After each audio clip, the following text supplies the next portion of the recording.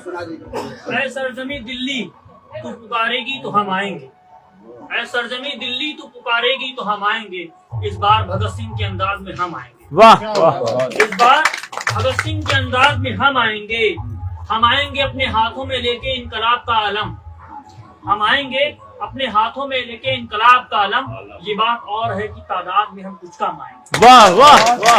ये बात और है कि तादाद में हम कुछ कम आएंगे। ऐ वतन अपने, ये बात और है कि तादाद में हम कुछ कम आएंगे। अपने वतन की हिफाजत हमें खुद करनी है।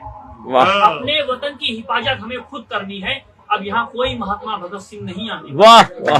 अब यहाँ कोई महात्मा भगत सिंह नहीं आने वाला। ये हमारी कलम भी कशकोल बन गई होती, कठपुतली हमारी कलम भी कशकोल बन गई होती, मगर जो हमारे खून में है शामिल वो असर कहाँ जाए। वाह वाह। मगर जो हमारे खून में है शामिल वो असर कहाँ जाए। तो नाम मेरा आजाद है, वैसे तो नाम मेरा आजाद है, संविधान को मानने वाला। संविधान को कोई ना मिटा सका, ना हमने मिटने की ठानी है। सच बोलने की जो आन पड़ी तो अपने खून से लिखकर जाऊंगा। सच बोलने की जो आन पड़ी तो अपने खून से लिखकर जाऊंगा। मरते दम तक हिंदुस्तान का कर चुकाऊंगा। हमने खुला विरोध किया है, हम काला वस्त्रधारी हैं, हम काला वस्त्रधारी हैं। बतला दो उन सत्ताधारियों को, बतला दो उन सत्ताधारियों को जो संविधान मिटाने आए हैं। हम भी उतरे हैं सड़कों पर और संविधान बचाने आए हैं। वाह वाह। हम भी उतरे हैं सड़कों पर और संविधान बचाने आए हैं।